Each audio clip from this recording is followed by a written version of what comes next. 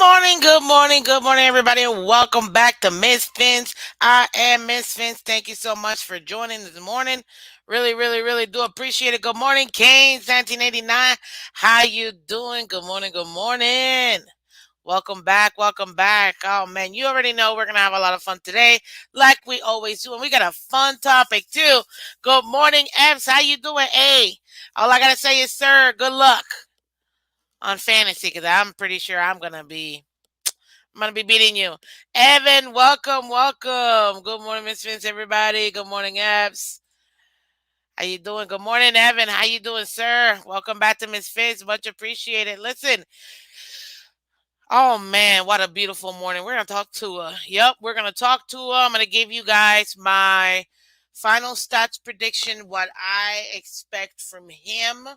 I feel like right before the season starts, I need to give you guys this. Plus, I'm also gonna be going through my week one predictions, who I got, and who I think is going to be winning, guys. On that note, go ahead and take a second. You know what I'm going to say. Hit that like button, guys. Subscribe. Hit the like button. If you're not already subscribed, go ahead and do so. Show your love to Miss Fins. Hit the button, like button and subscribe. Subscribe today. Everybody on Twitter and Twitch, thank you so much for joining Miss Fins. I really do appreciate it. Man, oh man. We're going to have some fun today for sure. Absolutely. Why? Because everybody always loves to talk about Tua. Tua this, Tua that. So here you go with my final stat prediction, guys, and expectations. Um, because I think it's very important. Why? Listen, let's be real. This is the most important position, period. So we need to talk about it. Hence why we got Tua's final stat prediction. Good morning, Robert. Welcome back to Miss Fins. Much appreciated. Thank you, thank you. Thank you very much for coming through. Much appreciated. Tua Tagovailoa, guys. That is our starting QB. That is who we have here for the Miami Dolphins. If we're being honest, this is going to be a very exciting year. A little bit scary too, not gonna lie. A little bit scary, but very exciting. Why? Why do you say that, Miss Vince? Very easy. Because at the end of the day, we're gonna have our answer more than anything else. We're gonna be able to know, is Tua the guy? Is Tua gonna be the person we need for us to be able to finally have our franchise quarterback? Yes, people. That's gonna be the answer that we're gonna get at the end of this year, or at least that's what we expect. Why? Because you never know. Just watch Dan Marino on Fox and Friends. Really? Oh, that's awesome! Cool, Dan Marino. That's great. I gotta catch that. Oh, I love Dan Marino. Fun fact: T minus 1 week to my birthday and Dan Marino's birthday. Just so you guys know. Yes, people. Next week, Thursday, will be my birthday. I will be doing a show. And it's also Dan Marino's birthday as well. We share the same birthday. When I found out, I geeked out. I was so happy. Um, Absolutely so happy. And one a few years ago, my our birthday ended up being the first game of the season or second game of the season. So I got to be. That was my gift. Um, I got to be at the game celebrating with him. It was awesome. I mean, I wasn't with him. I was a fan, but it was still pretty cool just to be there, see him, and whatever. It was so dope. Bon Joe, welcome. Good morning. How you doing, buddy? Welcome, welcome back. Thank you so much for joining me this morning. Yes, we're talking about our favorite player, our most important player, guys. I just want to go ahead and run through a little bit of background with Tua Tagovailoa. He is our starting QB, as you already know, QB1, literally, and also his number is number one. Didn't know Dan had both knees replaced that last year. Oh, he did? Well, no wonder he's able to walk around and do all he does now. That's good for him. That is good for him. But yes, so right now, Tua, obviously, we already know he is 24 years old, youngin. He's listed as 6 feet, but if we're being honest, some of us feel like he's not really 6 feet. But he is, which I always wanted to say this, guys. You know that shoes give you like an extra inch at least. So field of vision, he's really more like 6'1", which is still pretty. It's pretty shorter than most typical quarterbacks in the NFL. But it is what it is. We're not gonna talk about his eye like that. Obviously, we already know he went to the University of Alabama, and that is where he got his fame. Coming in halfway through after replacing Jalen Hurts in the 2018 championship, making one pass, and the rest is history. He didn't actually make one pass, but y'all know what I mean. That was the emphasis of it, okay? Tua is 5'8" on a good day without shoes. Stop it. Okay, stop it. Chef Jew in the building. How you doing, buddy? Chef Jew. Welcome, welcome, welcome. Adam, welcome. You guys, thank you so much for joining Miss Vince this morning. Yup, we're talking Dolphins, we're talking NFL, and we're talking Tua. That's the most important. Money can buy you a new knee. That's crazy.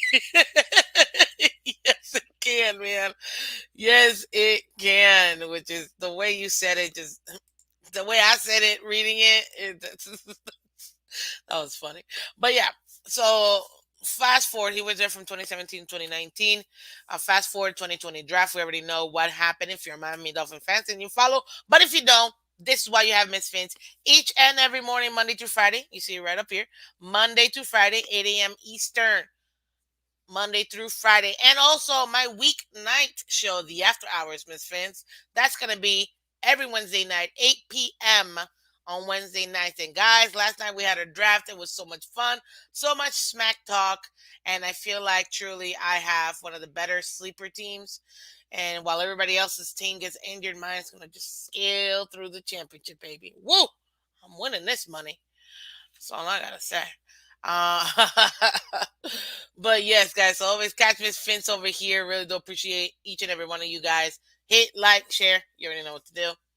As far as the 2020 draft, we drafted him in the first round, 5th overall as our QB. If you didn't know, that same draft, Joey B or Joey Burrow, he was drafted number 1 by Cincinnati, and Justin Herbert was also drafted pick 6 to the LA Chargers. Why do I mention that? Because those are the top three QBs drafted in that draft, and it will always be measured against each other. So we have to go by that. Okay.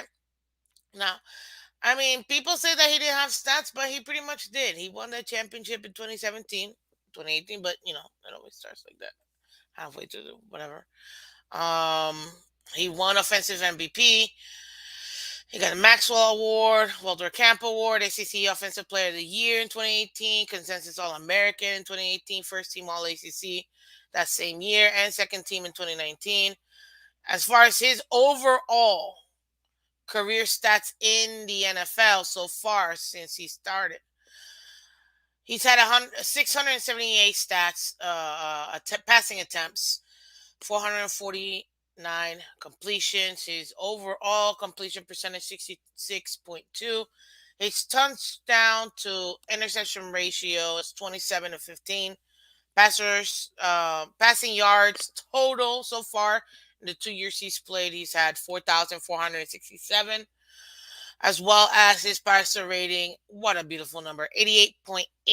Oh, what I say, because y'all already know my favorite player in the team is number 88, Mike Gesicki, aka Mike Gesicki. So 88.8. That's like putting Gesicki and Holland together. Oh, love it. But you know what I mean. And then rushing, he's got a few rushing yards. 237 rushing yards overall, which, to be honest with you, I'm surprised. And as far as touchdowns, he's got 6 rushing touchdowns, which is not so bad. So let's talk about really the expectations, what we have for him, because I feel like his trajectory can kind of go one or two ways. And what do you mean, Miss Fins? Well, very easy, very simple. We all know that the NFL It's not for long, Avi. We also know that this is going to be that make it or break it year. Why is that make it or break it year? Because a lot of people try to tell me and try to say that because of where he was drafted, the expectations are already high, which is true. And because of that, he hasn't lived up to those expectations. Granted, he when he was drafted, he did come through career ending, not even season, career ending hip injury, and the fact that he's already playing at the level he is right now, congratulations, because it does take time for that to fully, fully heal, and that is definitely um, not as easy as it seems. So yeah, that's going to be very interesting. As of now, I do believe he is the only lefty quarterback in the league, which I think that's probably why his father made him throw lefty just to make him, exotic or whatever, even though he's a natural righty. Which some of us in the community do say that does poses a problem, especially with hand-eye coordination. As we we went, what was it last week, guys? That we did the whole eye thingy, and it messed me up. Just saying. But let me break it down. His first year stats versus his second year start, because it kind of tells you a story, and then we can kind of go to as far as where we can see him going. God Soldier, welcome back. Tua will be all right. Our wide receivers are good.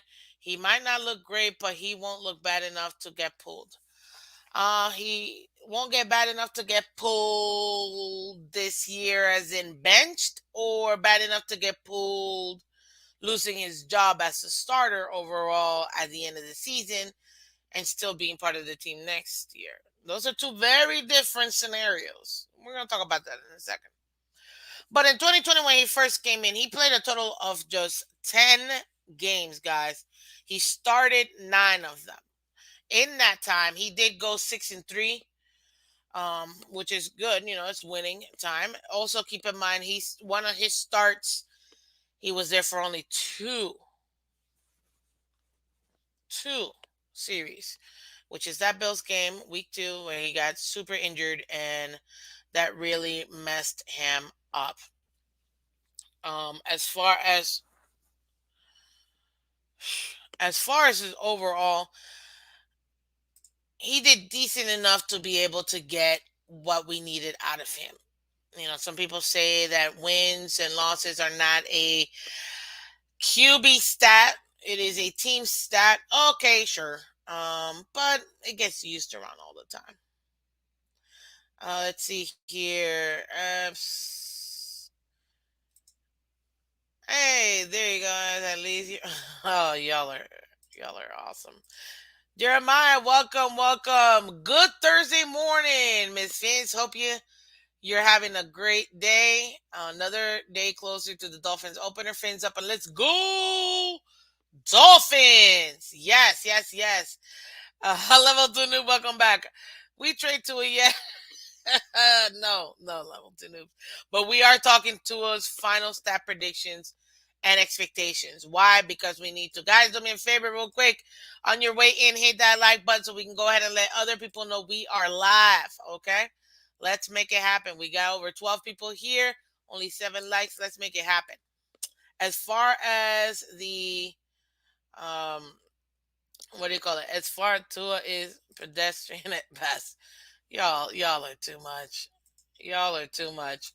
Um okay, so as far as his actual stats here, this is what we gotta really focus on mostly.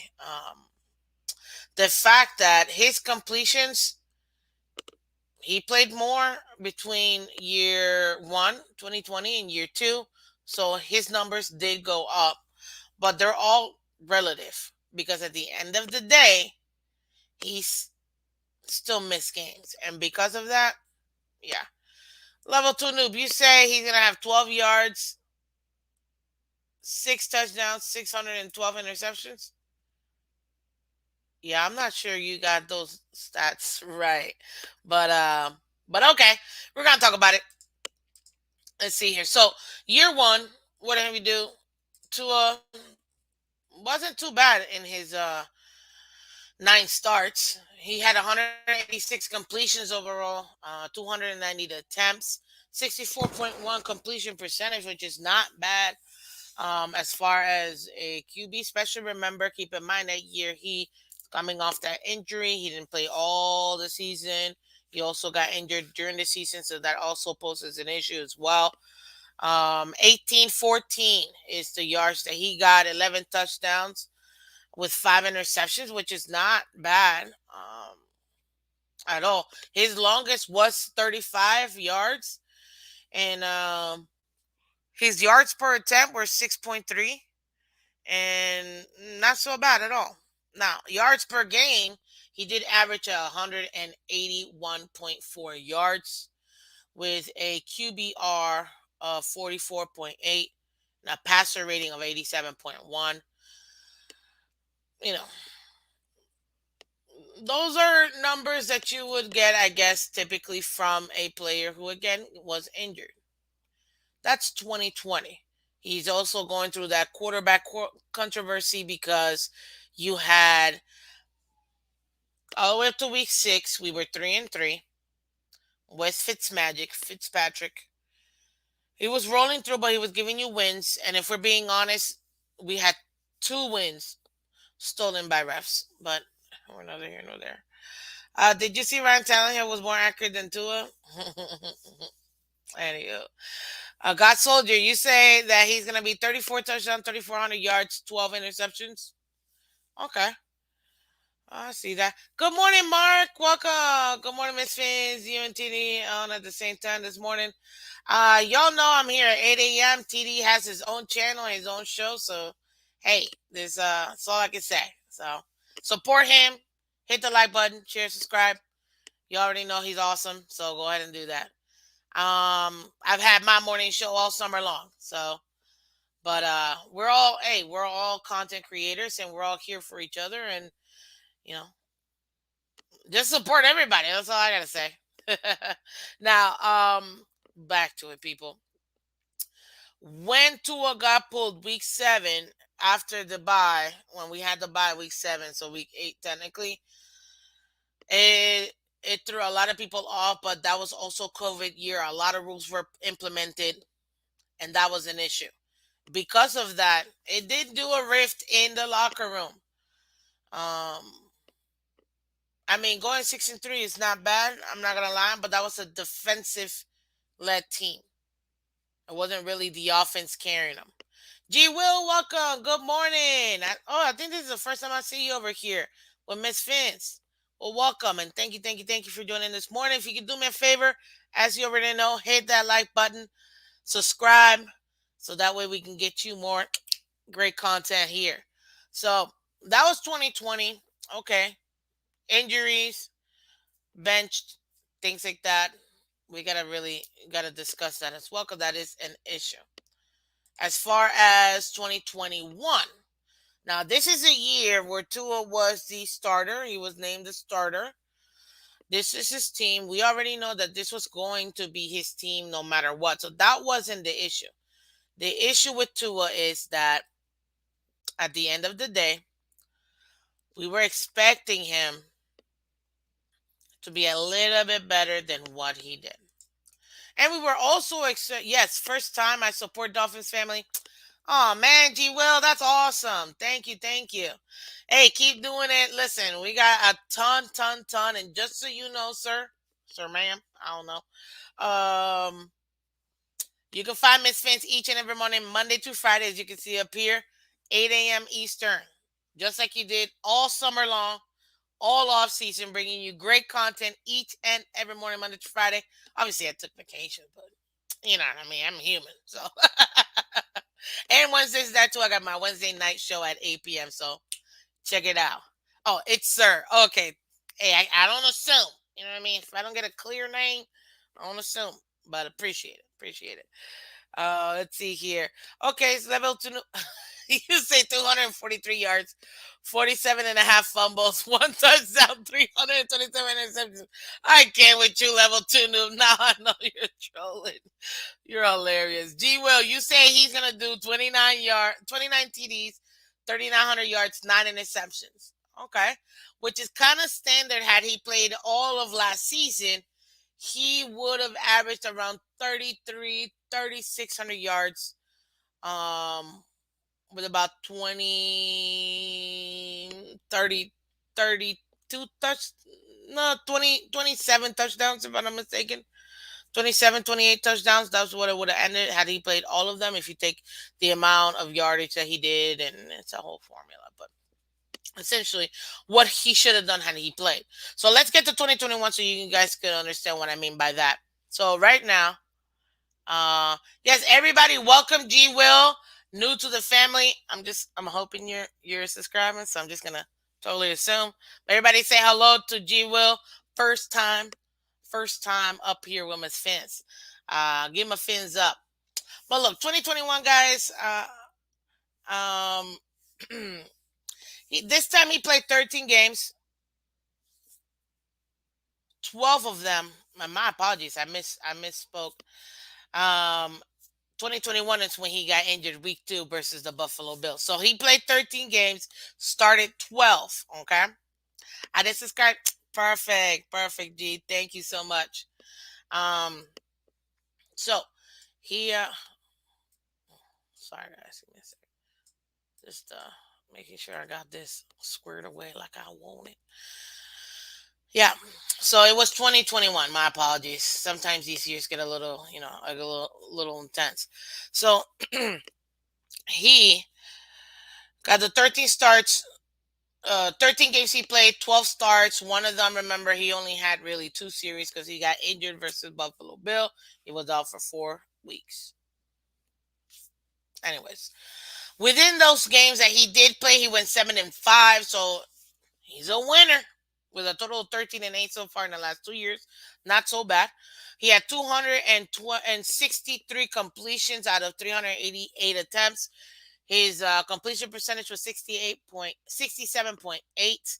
He had 2,653 yards, 16 touchdowns with 10 interceptions. His longest did go for 65. Was it air yards? No, it was a mixture of air and little yak. But yeah, 65 was his longest. And his passer rating was 90.1 with a QBR of 49.7. So overall, Tua has been getting better. Granted, like I told you before, he's also played more games. His numbers have increased because he played more games. Yeah, fins up, G Will. Welcome to welcome to the family, sir. Absolutely, the Miss Fins family. Yeah. Um, so that's pretty much it.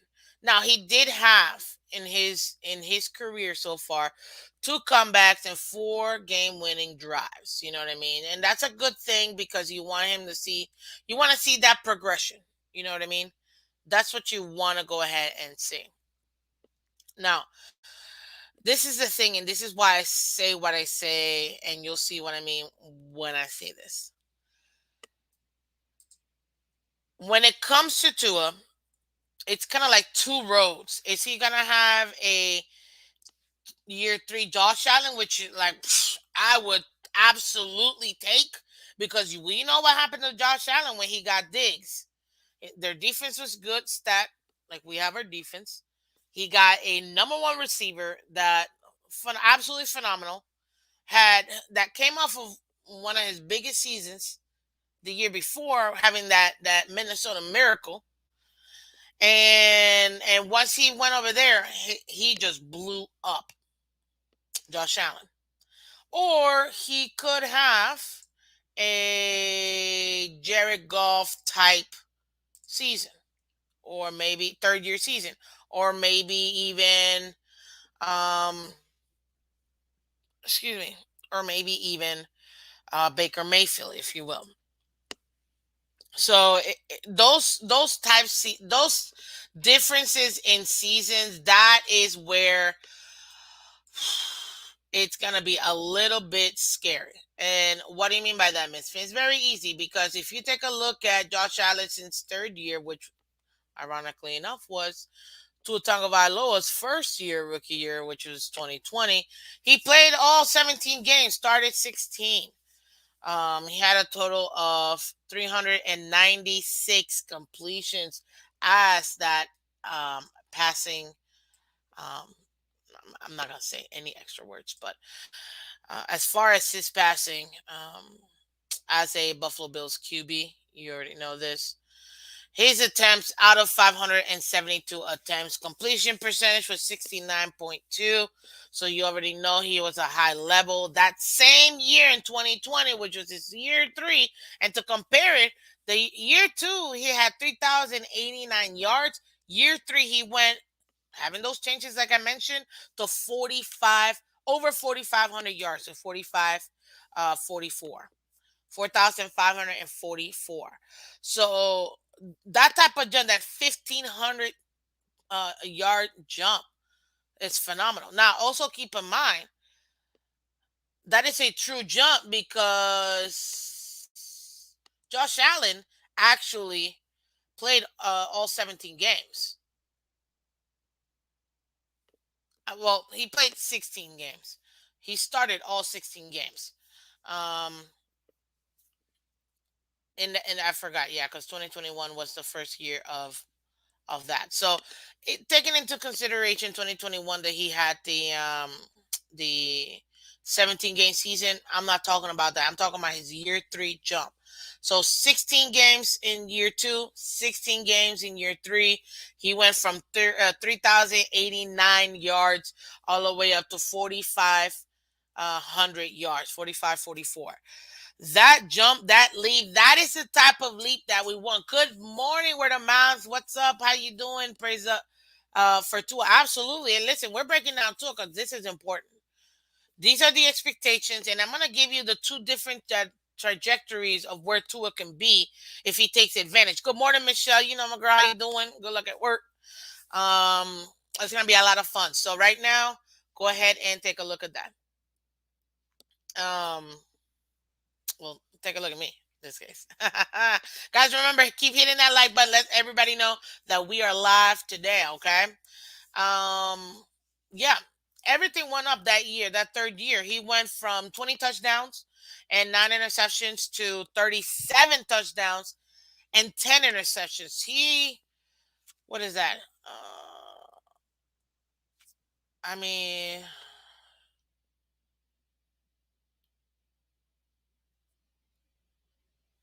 he almost doubled.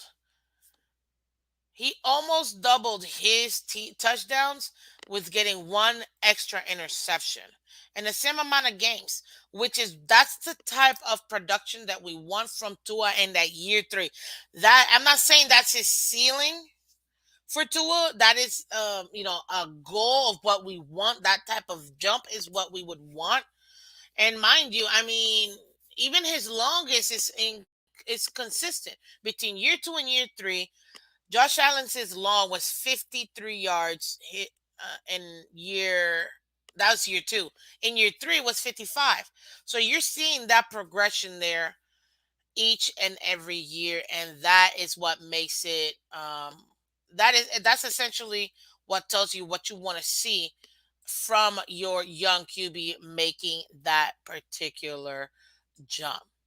And another thing too, I mean, even his overall QBR rating and his passer rating completely changed and jumped. He went from year two at 85.3 um, passer rating to 107.2 passer rating. And his QBR went from 49.4 all the way up to 76.6. So you're seeing a full transformation. In that same year, he got Offensive Player of the Year, and he got a bunch of other awards because, I mean, he deserved it. He did get a bunch of of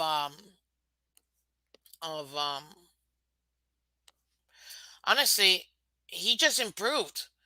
And a lot of people want to say, well, it was the play calling, it was the coaching, it was the new personnel that he had to deal with, aka Diggs. It was a combination of that. But look at what we've done in the with the Dolphins. We got new coaching, we got new personnel, Tyreek, even the O line with Tanner Connor. So the fact that we have this, uh, um,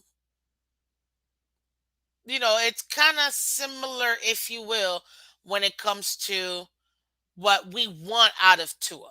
You know what I mean? Is Tua going to have that 1,500-yard step up from one? Nah, I don't think so. But can he get much better? We'll see. I'm going to discuss that because good morning, Pamela. How you doing, buddy? Good morning, good morning. Hit that like button, remember. So that's the year 3 leap that we have, and to be honest with you, that would be amazing if Tua can get to those types of numbers and get to 45. I'm gonna tell you what I truly want, because I feel like that's very, very important, and this is the reason why. Now, on the other hand, can Tua get a year 3, like I told you, a Baker Mayfield year 3, or even a Jared Goff year 3, where it's like, but not all that. You know what I mean? That is absolutely possible. So for me, and I'm just looking year 2 to year 3, guys, that jump, because I feel like if we're being honest, that is how we have to gauge. Um, I will really listen. Thank you, appreciate you. Gears a roller coaster. Yeah, some people think so. Some people also think he should have gotten fired last year, but we're neither here nor there. And the reason being is, like I said, guys, we need to see that year 3 jump. So even with Jared Goff, I mean, in year 3, he was still pretty decent. Okay, out of the 16 games, he played all 16 games. Okay, he started all 16 games. He completed 364 passes out of attempting 561 with a 64.9 completion percentage. Now his total yards, 4,688. This was an amazing year 2 to year 3 leap, in my opinion. 32 touchdowns, 12 interceptions. His longest went for 70. Now y'all know that's not just air, that's also what do you call it? That's also yak. Okay. Um what was I gonna say? So that's actually pretty good. Now, his rating was 100.1, his passer rating, and his QBR that year, his third year, ended up being 63.6. But this is the thing. After that year, if you take a look at Goff, that was statistically one of his better years. He was able to actually complete the same one after, very similar stats the year after, year 4, but then it's been a drop off in year 5 and 6. So you kind of have like that roller coaster, and it just crashes down. Now, taking a look at Jared Goff's second year, he played 15 out of the 16 games, but those 15 games he did play, he started all 15 games, so he was out for one of those games. But look, he went from 3,800 yards to 4,600 yards, almost 47. Okay, his touchdowns was 28 touchdowns to an interception, 7 interceptions. His year 2 to year 3 jump was amazing as well. Even his passer rating was 105 that year in year 2, with a QBR of 55.7. So you could see that he was progressing between year 2 and year 3. The issue is no consistency, because we only had that for 2 years. You don't want that type of career. Josh Allen has been able to give you that consistency between last year and this year, last year and the year before, um, where you can kind of see that consistently. One of my major issues with Tua is he can't be consistent. He hasn't shown who's consistent. Hey, what's up, Jeremiah? Oh, we're gonna talk about the week one predictions. I got them all lined up. I'm gonna tell you who I think is gonna win. Okay, I'm not gonna do the whole by how much because I don't gamble, guys. So I don't know the point spread, none of that. You're not gonna get that from me. But I will tell you who I think is going to be winning, in my opinion. And the reason why I picked them, y'all join my Pick'ems challenge, so you guys can go ahead and take a look at that and see that it's gonna be so much fun. Seeing you guys with this Pick'ems challenge. So go ahead and hit that Pick'ems challenge, guys. You already know, hit that subscribe button, but join the very first link in the description, guys. It's Miss Phins Pick'ems challenge. Go ahead and join that, okay? Because it's free. I'm giving away Miss Phins merch throughout the season, and also if you get a perfect week, you're also able to go ahead and get that, like I said, Miss Phins merch, also even some Dolphins merch. And at the very end, a winner could get a jersey or whichever one. I mean, I'm not sure yet, but that's pretty much what we're doing over here. Yeah, I'm gonna win that fantasy. Yeah, I don't know about that. Miss Fins, you said, Pamela, you said Miss Fins. I feel like Tua inconsistency is due to poor O line play and injuries, and that is a huge part of it. And I don't take that away from him at all, guys. Definitely don't take that away from him at all. But it is something to be said when it comes to his overall play consistency. So even Jared Goff, you see that progression, you see that consistency for him. You want him to be consistent like that, like Josh Allen, even Goff, but Goff kind of took a dive afterwards. He wasn't able to sustain that. Now, most players aren't able to sustain all of that. You know what I mean? For so long. But at the end of the day, if you really take a look at it, is it doable for Tua to stay consistent and play at a high level? It is entirely up to him, and this is why I say, um, this is his year, in my opinion. But even Baker Mayfield, I mean, guys, out of the 15 games he did play, 16-game season, but he only played 15. He started all 15 games. He completed 296 yards, for of 477 attempts. His overall completion percentage was 62.1 that second year, and he had 3,804 yards, 28 touchdowns, 7 interceptions. His touchdown to interception, phenomenal. That's pretty much 3 to 1. That's what you would want. Actually, that's 4 to 1. So it's unheard of. So you definitely want that. You know what I mean? When it comes to that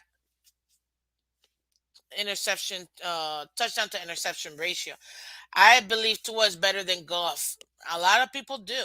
But my point is that you don't want to see the trajectory of the careers. And so I'm going to go ahead and continue with that. So Goff, not Baker Mayfield right now, because I'm comparing him to Baker now. Okay. And even with Baker, I mean, Baker's long went for 94 yards. We know that wasn't all air, man. That was a lot of yak was into that. You know what I mean? So does Baker Mayfield and the Panthers beat the Browns? Yes, in my opinion. Oh, he's gonna beat them on purpose. Oh, to me, the Browns have no shot, especially with Jacoby Brissett. But yeah, I'm gonna get to. Okay, give me a second, guys. Water break.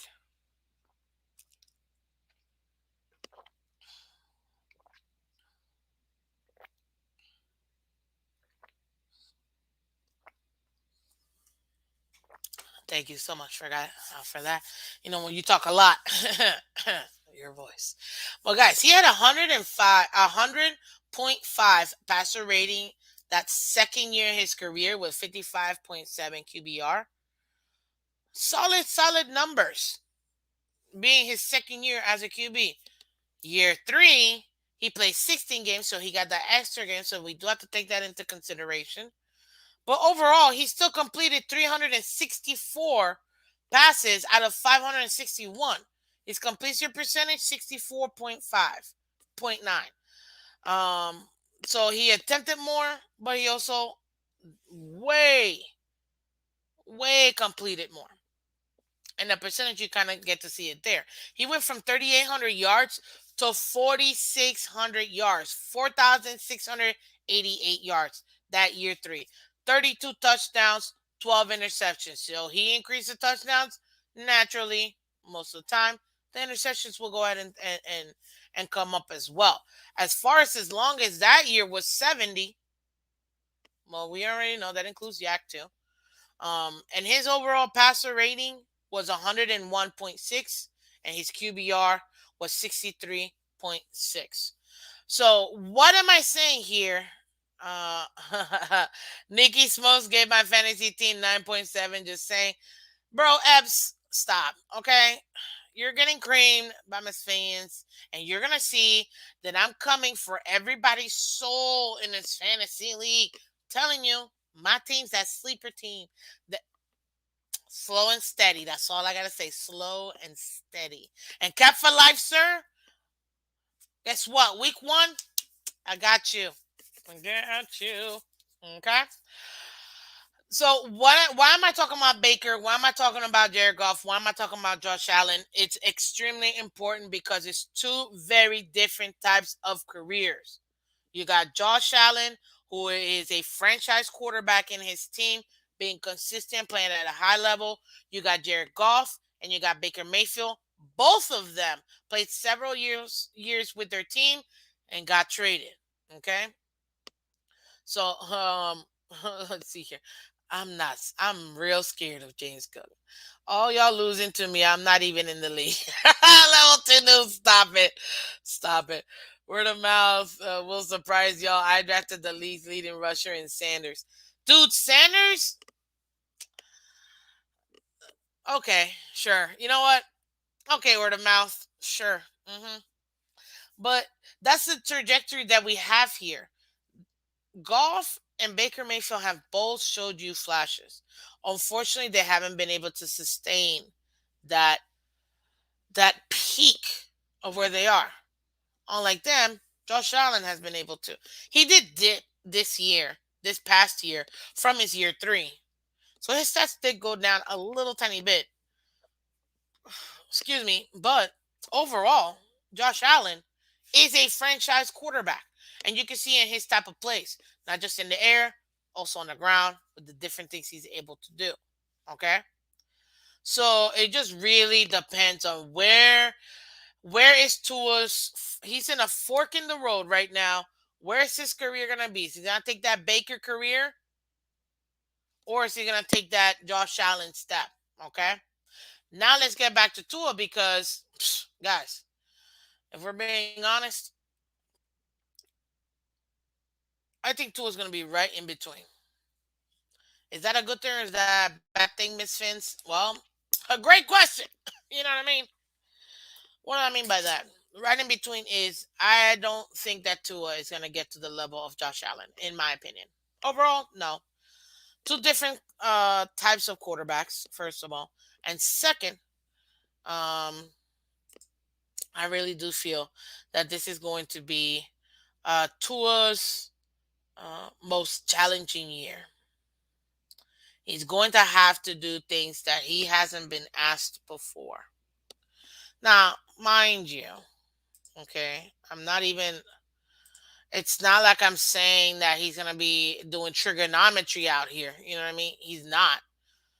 But he is going to have to play at a level that it's going to push his body.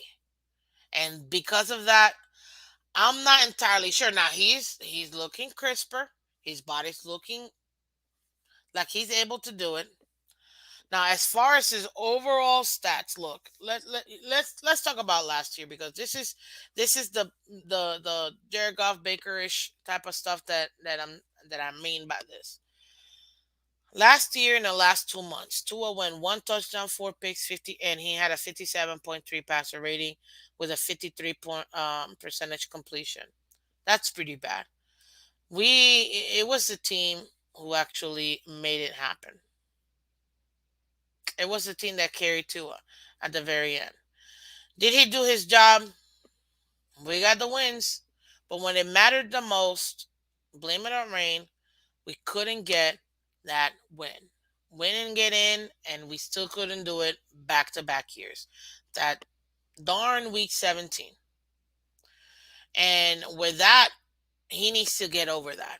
He needs to push past that. Can he do it? Absolutely. Now, this offense, I think it's going to be a blend. Obviously, you already know that it's going to be this West Coast type offense that Mike McDaniel is going to be bringing in. Plus, he's going to be changing it as well to curtail to Tua's abilities. Okay. Now, this one's going to assist him because it is a bunch of short passes with this West Coast offense, those quick slants that are going to help him out. In my opinion, even with those quick slants right in the middle, that's where you're going to see a lot of major yak coming through, both from the receivers and the running back. And you're going to be seeing the tight ends sleeping in that middle and getting those chunks. If, let's say, Waterloo Tyree get taken out, you have that big body receiver in the middle, Gesicki, that is going to be able to make it happen for him. Mark, uh, you say Tua is a game manager with no running game and a weak offensive line. Um, Not really. Because taking a look at it, and it took me a minute, and I forgot who I was listening to, because y'all know I'm a Dolphins fan, guys. So as a Dolphins fan, I consume everybody. Every content creator. I even listen to, I call it the kitchen sink offense. Pamela, that's hilarious. That's hilarious. Um, the Now that's kitchen sink that made me laugh. I forgot where I was going.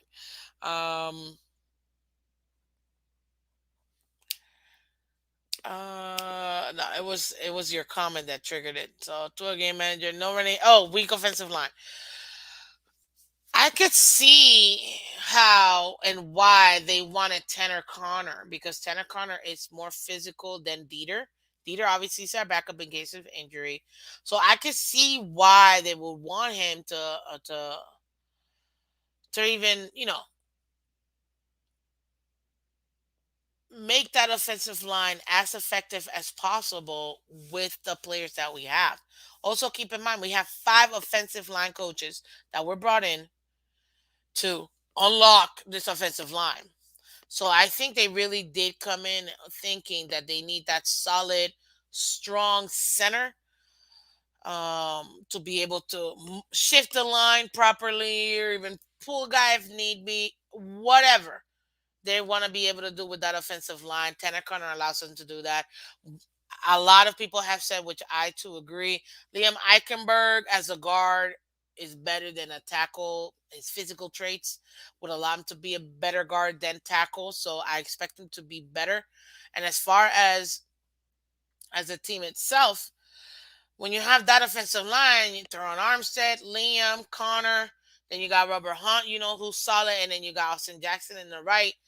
It's not a bad O line. The problem is they need time to gel, and they need time to make sure that they back each other up. The problem I have with this offensive line and what I had this offseason is they kept moving people left and right all the time. Now that they have it set, let's ride this offensive line to the end. Miss Phins, Connor has some speed to move down. That is true because with this West Coast offense, it's going to require that second level tackling as well, which is something that's going to be very, very, very important. And having Tanner Connor as a center who can get that to that second level, that's really going to assist that running game. That's something that we want to go ahead and do. And because of that, it's gonna assist Tua. It's gonna assist the offense in the way that we have all of this established. Okay. Now, as far as overall stats for Tua, where I see this trajectory. First and foremost, I expect Tua to play all 17 games, people. All 17 games. Tua Tagovailoa, more than anything else, he's got to play all 17 games. Okay? Um, Miss Fence, at best, maybe the Dolphins go from 32nd to maybe mid 20s until Armstead gets hurt. Then it will sink like a rock. You know what, Mark? Perhaps. But who's to say that Armstead doesn't actually stay healthy? You never know. What's up, Green Man? Welcome back to Miss Fence. You never know. You absolutely never know. Now, as far as the offensive line, mid 22. Guess what? The Bengals went with the 22nd overall offensive line. Horrible offensive line. Got this man almost killed. Made it to the Super Bowl. Making a jump from 32nd to, let's say, 25, 24, 23. That's a big jump. That is a big jump. A big jump. And you know what? Epps is 1,000% right. Who's to say he doesn't give these young guys motivation and they ball out? Exactly. And what have we talked about in the last 2 years? We won that veteran leadership in the O line. Having Tanner Connor is going to, and I said this. I said this a few weeks ago. Liam Eichenberg, you're gonna see that leap from him and that developing from him because he's gonna have that veteran center. You know what I mean? Tanner Connor there, and you're gonna have Armstead. They're gonna show him, hey, when you see this, do this. When you see that, do that. He's gonna be able to learn between those two veterans. You're gonna see Liam Eichenberg finally take that leap that we want to see from him. Mark my words, guys. Having that veteran leadership is gonna develop Liam Eichenberg like you have no idea. And I can't wait, and I'm here for it. And that alone, guess what? That alone will help out to us so much. Granted, I know he's a lefty, so technically that's not his blind side, but still, we sure up that left tackle, guard, and center. And let's get it right. We already know that Robert Hunt is a great guard. So that's what, 4/5. That's 80% of your O line. That gets solid. That's good. With time, they're gonna be able to mesh. They're gonna be able to learn from each other, which it's gonna trickle down to Austin Jackson being a better tackler. Now, he has improved, Austin Jackson, which is a great thing. As far as that O line, I expect big things from them. And yes, I expect them to be mid 20s, maybe even lower 20s. That would be great. You say that's a delusional belief. It's fun, but until reality hits, listen, everybody gets injured. Mark, you're riding on this pony like Josh Allen's never gonna get injured. He's gonna be on this unicorn and ride this season up to the Super Bowl, win it all for you guys finally. And then that, like, no, man, you be realistic because you swear your team is so great. Granted, they are ranked number one offense and defense, sure. But regardless, any given Sunday, buddy, if you don't believe me, what happened when y'all played the Jaguars? Don't worry, I'll wait. No touchdowns, 6 points on the Jaguars. We at least scored 28 on them. Just saying. Just saying. Okay. Mark, you say by the time it meshes, the Dolphins will be 2-6. No, no, because remember, I already gave you my prediction as far as the as far as that first 5 games. I think we're going 3-5. I mean, wait, 3-2. So yeah. No, we scored 28. It was 28-31. Or was it 2023? No. Uh, Now you're making me. Now I gotta figure this out. Offense. You are okay. Sorry, you were right. 2023. There you go. My apologies. I got it confused with another game. But it's still 20 is way more than six, and we actually scored a touchdown at least. So just saying. There you go. See, I don't mind saying it right there. No problem. My bad. Hey, I don't mind it. I don't mind it. But again, when it comes to Tua, going back to Tua because this is what we're talking about. The expectation for Tua, I expect him to play all 17 games. Okay. When it comes to his completions, to be honest with you, as far as his percentage, I need his percentages to be lower. I want him with at least a 72% completion, especially with this West Coast offense that's going to give him a lot of looks he's comfortable with. Those slants are going to help him out. Those short passes are going to help him out. We already know he. Everybody wants to say 2 yard forget it. Dinkin and Duncan, forget it. Brady won 6 championships with Dinkin and Duncan, so y'all can stop with that. Tua is doing exactly what every other quarterback does. He just happens to do a little bit more than others. That's all. Okay. But when it comes to his actual stats, what I expect Tua to do, like I told you, 17 games. Most people want to say that 30. I think you guys put it too. Put it earlier. 3,900 yards, 300 yards. In order for Tua to solidify himself in this team, he's gonna have to do way more than that.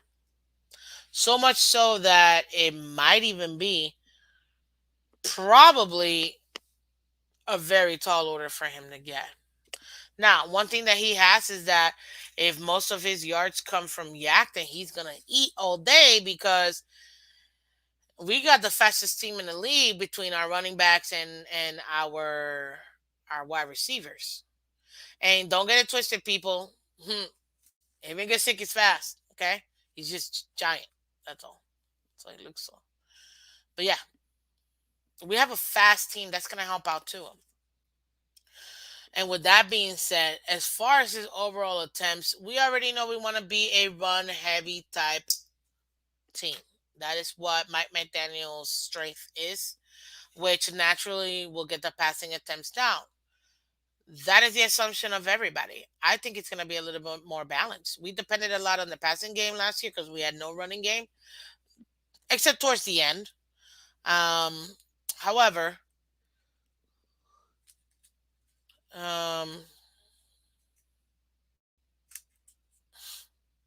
however, as far as the as far as us, even Mike McDaniel said it, they're about 120, 150 snaps a game. Some of them are going to be special teams. Most of them are going to be passing. Then you're going to have running. I expect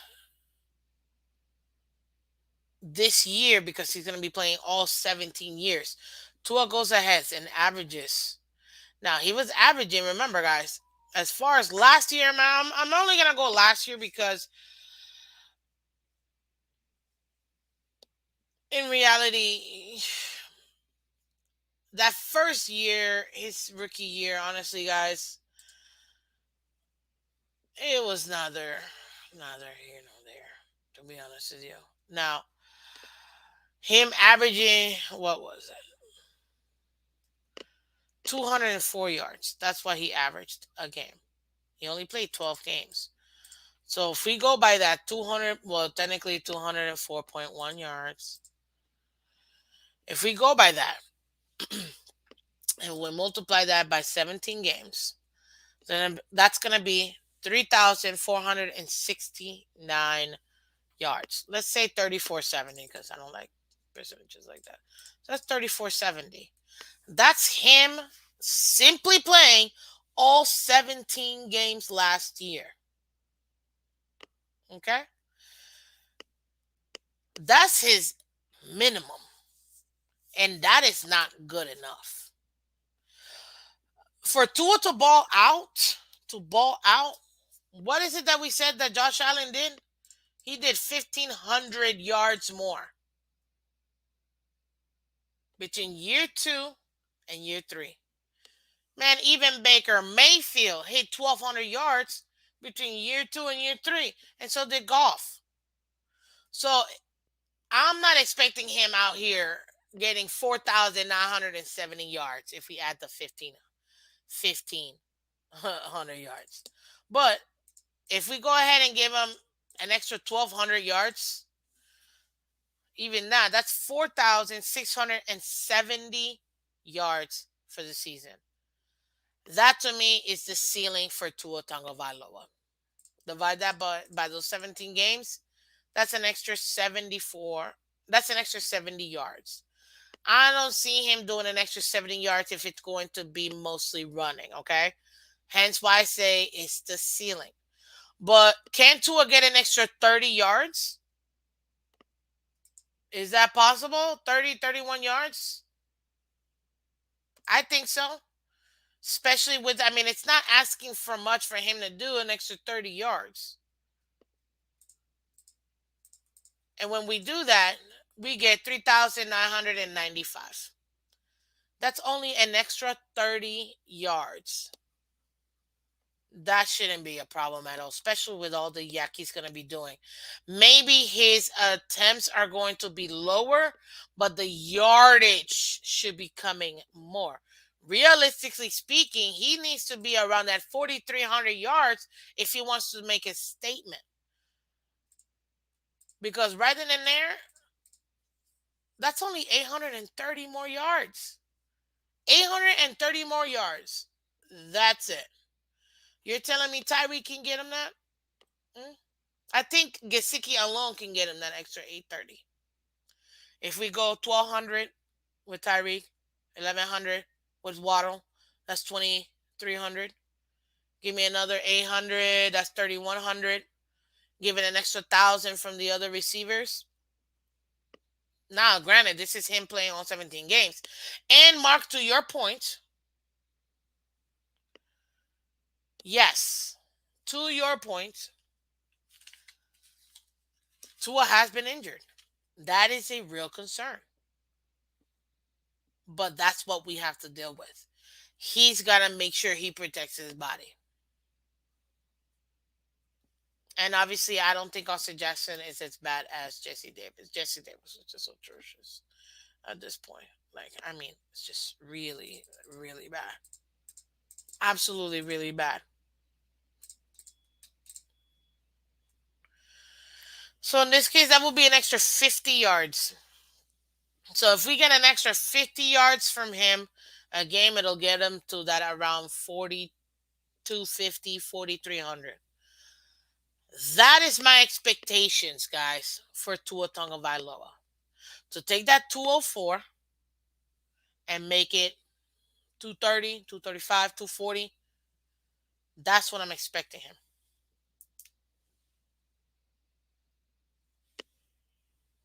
That is my good morning, Sandy. How you doing? Welcome back to Miss Phins. Much appreciated. That is my expectations for him. Tua had 5 games last year under 200 yards. Maybe those games he missed, he only threw 109 each games, like he did versus Pat. It's a fair point. You said it's a waste of time talking about Tua. He won't be here next year. We don't know that 1,000%. We don't know that 1,000%. And hence why, if he wants to stay, that's the type of leap he have to take. We can't increase our offense the way that we have this offseason, getting this type of speed, receivers, running back, getting an offense with like this West Coast offense is going to help him with those slants, those short passes that he already likes to do and it's efficient in. This is prime for him to break out. But for him to break out, I already showed you what his 3,700 yards is, what he should have gotten minimum last year had he played those 17 games for a year too, which is right on par with Josh Allen, even Baker, even Jared Goff. Now is him taking that extra step, that extra 1,200 yards that we need. He can do it, but it's going to require him to take his shots. That intermediate, middle of the field. My thing is, I want to see him this season between that. We know he can do 10 and under, guys. We know this. But between 12 yards and 20 yards, that is where, in my opinion, he needs to work on. Even 25 yards. Between 12 and 25, that is Tua's. That is where you're going to see Tua, boom, flourish. Can he do it? Absolutely. He's got the skills to do it, but it's going to have to be on him. So the very first expectation is for him to be available all 17 games, period. There's no other way around that. 17 games. Number two, like I said, each game he needs to be averaging between 230 to 250 yards a game. Guys, I'm not asking him to go and throw out these 300-yard games consistently like Herbert or Josh Allen or Joey B. I'm not asking that. I'm asking for a standard improvement between 204, which is what he averaged. Yes, he did have his 109s and lower, under 200, 180 somethings games. But he also had his 250 something games as well, 270 something games as well. Not that often, but he still had them. So I'm not asking him to average out 300 yards a game. Can he do it? Yes. But he has to do it himself. It's a team sport. I get it. But he's got to be able to just believe in himself, is really what I'm saying, and take that shot. Take it. You see it, take it. Don't hesitate. Take it. Sometimes it's so funny. I was watching Maverick, uh, uh, Top Gun Maverick. If you guys haven't seen it, I saw this past weekend, and I've already seen it before, but I re-saw it again, and I just saw Top Gun last night too. It's don't think, just do. It's true. It's true for him. Tua, we may say he doesn't have the arm talent or the strength in his arm to be able to get a ball and put that zip in it. I want to dispel that real quick. I've seen him live where even I was like, whoa, whoa. Now, year three, away from that horrendous injury, we're going to be seeing a lot of zip on that ball, guys. Mark my words. Hence why I say he can do it. But he needs to just stick to it. Just do it like Nike, man. Just do it. You see it, boom, do it. Now, one thing that I will say, which is something that a lot of people raved about, I raved about it too. Skyler. Oh my God, Skyler, look at him. He didn't just take the dink and dunk. He took a minute and actually went for it and went for that 25-yarder, that 30-yarder. Tua's got to do some of that too. He's got to look at that second level. And again, I think it's going to be a collection. This whole team is by committee. Every position is by committee, man. So he's going to have to do that. That is going to help him. That is going to help him so much. And you're going to see that leap. I'm not saying he's going to get an extra 1,500 yards. But can he do an extra 1,200 yards? Yeah, I can see it. Because look, he gets that 250, you're already at 4,300 yards, which is where I want him. Where I want him, where I'm willing to give, where I'm willing to give Tua an extra year, I need to see that 43 plus 100 yards. That's me. Y'all heard him about talking crazy about Tua this early? Stop it, Andrevius. You're hilarious. I'll get all the disbelief in Tua. Thank you. Thank you, Abs. I appreciate it. What is it? I get all the disbelief in Tua, but I think he deserves a chance at least for this season. Not every team can have a stuck QB. There are other ways to win. True, which I think, again, this team is by committee. That's exactly what I said. Bless you too, Ebs. Much appreciate you, sir.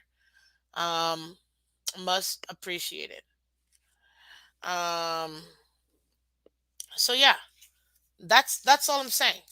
So the 4,300 is what I want to see. That's my expectations for Tua. Okay, I want to see him in that 250 range. I don't think that's asking for much.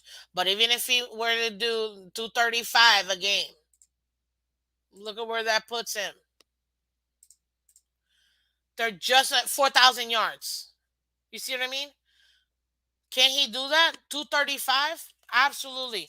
Is what I minimally expect him to do. And that's only an extra 300 yards from last year of what he was supposed to do.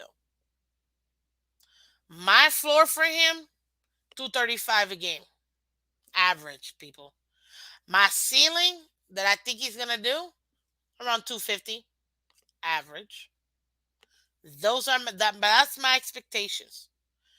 I look forward to drafting Tua to my fantasy, my flag fantasy football team next year. Yo, you're hilarious. You are hilarious. Sure. I already prepared for next year. I moved on from Tua. I get it, man. I get it. But we gotta talk about it. His expectations. So there you have it. I expect at least 4K total touchdowns this season. You can see that progression as far as his touchdowns. Look, he only got 16 touchdowns last year, and he also only played 13 games. That's 1.2 touchdowns a game. He should have had about 21, 22 touchdowns last year. That is what he should have had. Okay? Uh, Stop it. That is what he should have had last year. About 22 had he played all 17 games. Okay? That's the floor for me. I can't even that's not even a floor for me. Tua has to put up, in my opinion, at least 1.5 touchdowns. Average. Remember, guys, we're going average, people. We're going average. And that's the floor for me.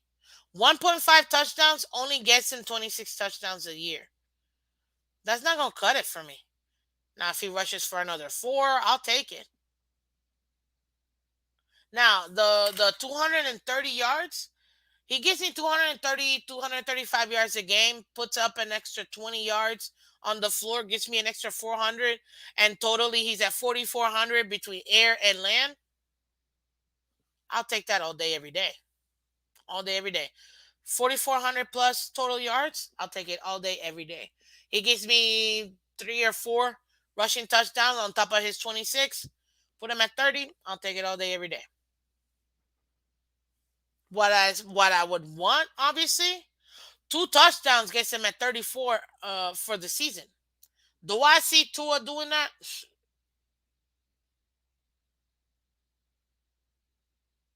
Right. Tua comes out here and does 4,400 yards, 36 touchdowns, say 15 interceptions. He will be having the same year that Josh Allen had last year.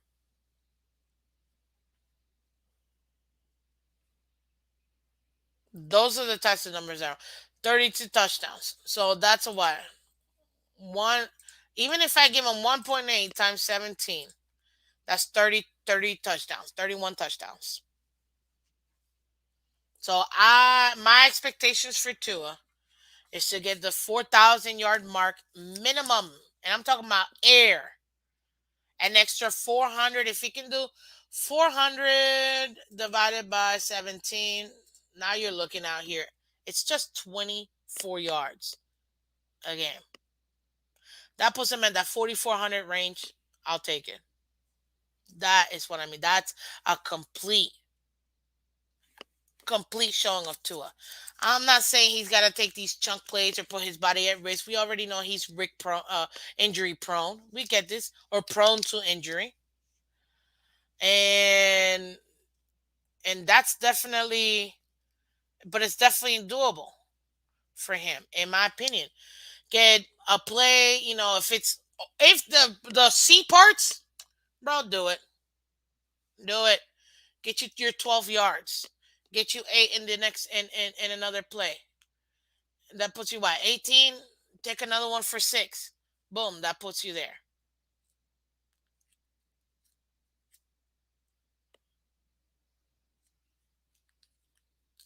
Wait a minute. Ebs, you think your girl thinks like me? Wait, I don't think that I think the worst. I think you're talking to somebody else. Yep. Anywho. So that's my expectations for Tua. That's what I expect him to do, in my opinion. And as far as touchdowns, I need to see a minimum of 32 touchdowns. Minimum. Minimum 32 touchdowns. Why? Because now you're getting into that upper level. If he wants to go over that, nah, I'm talking about total touchdowns. If he gets me 29 on the, if he gets me 30 or 28, 29 in the air and 4 on the ground, I'm okay with that. But I need to see them.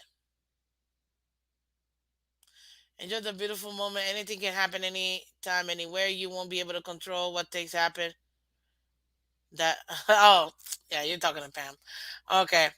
So yeah, so that is what you could expect when it comes to, in my opinion, what we need to expect from Tua for him to take that next level, to be in that Josh Allen trajectory versus Goff or Baker. But if we're being real, all three of them did a very big leap, very very big leap. That's what we need to say. And as far as his interceptions, 12 at most. I really don't see how. I mean, he's. I know Didi says he's good for one at least a game. I don't think so, um, but I do see him actually doing that. So I would say about 12 interceptions, 32 touchdowns. I said 12 interceptions. That's solid. That gives you what?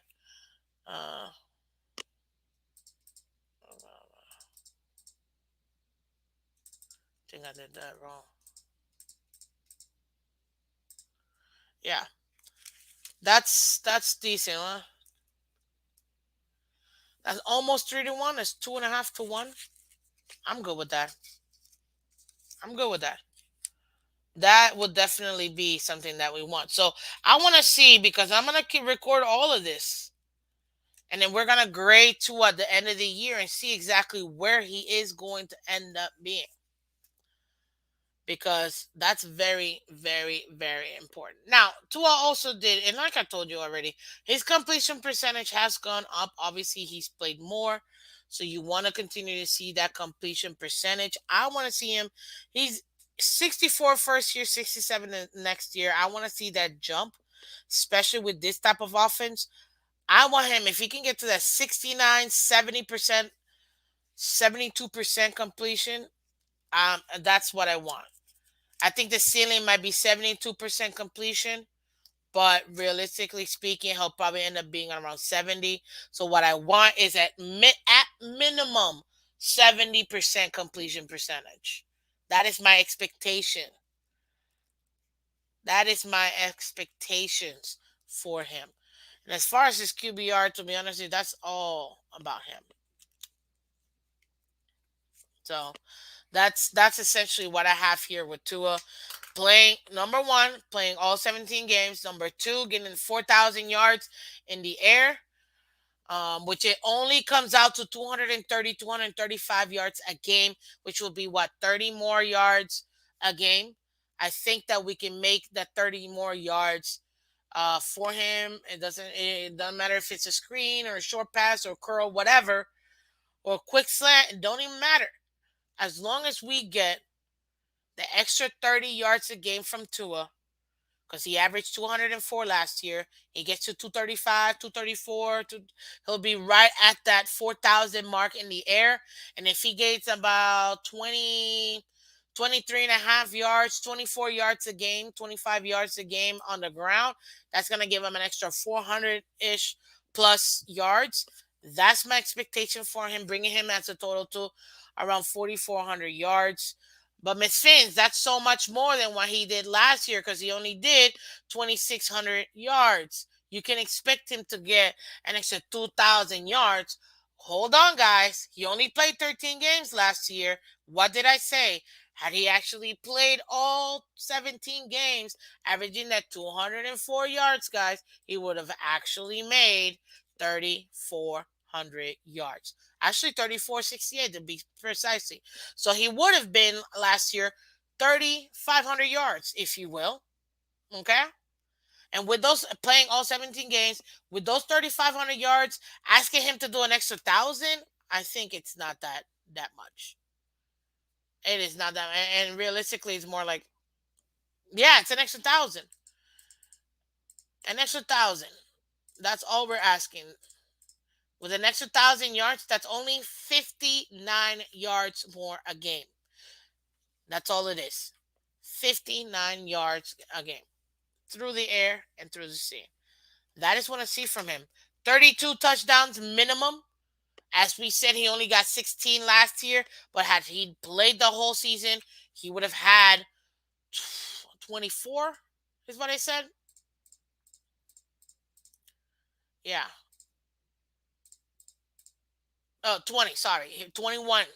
He would have had 21. So I want to see him get better than that. 32 touchdowns would make it happen.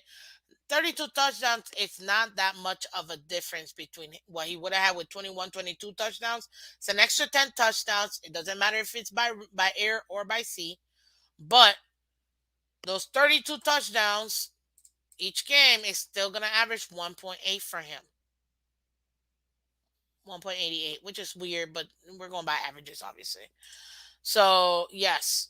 Can he do that 32? To me, that is my expectation from him. As far as interceptions, we already know that first year he got 5. The second year he got 11.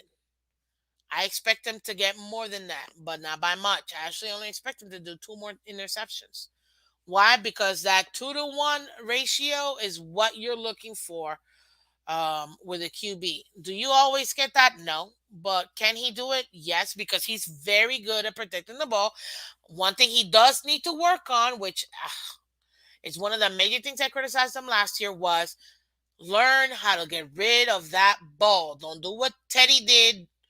Learn to get rid of that ball. If nothing's there, get out the get out the pocket, get out of that QB box, and throw it away. That is what you need to um that is what you need to do. G will. You and the people in your comments are making my workday better. I love it. Well, that's what you get over here with Miss Fence. So Tua does have turnover issues. His timing of his turnovers is what his issue is. Not that everybody turns the ball over, but his timing of when he turns them over, that's the part that's like, God, dude, you're literally hurting my heart, man. How are you gonna get a turnover right after? Yes, I'm talking about Atlanta. Right after we gave you the ball on the 30-yard line, man. What are you doing? Yep, we are all family over here, G. Absolutely. Absolutely. Hey, um, yep, that's exactly how we are. Those are my expectations for Tua, people. This is what I need for him. His passer rating is at 90. I need him to be better. I need him to be at that 101 range.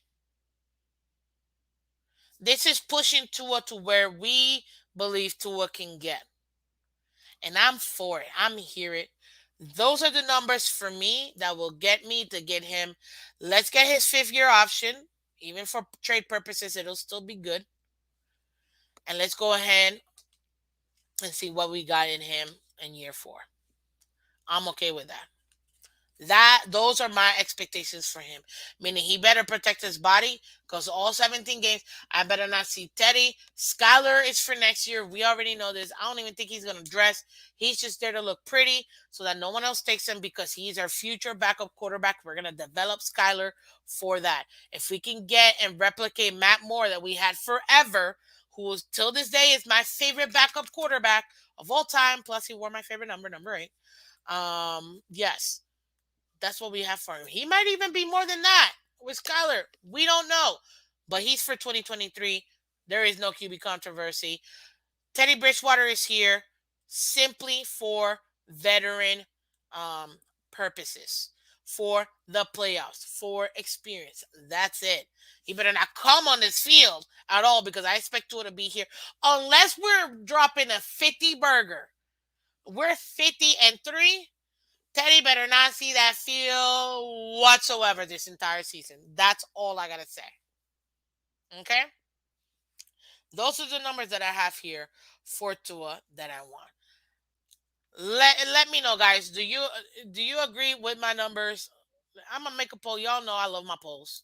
I haven't done a poll all day, so let me do my poll here.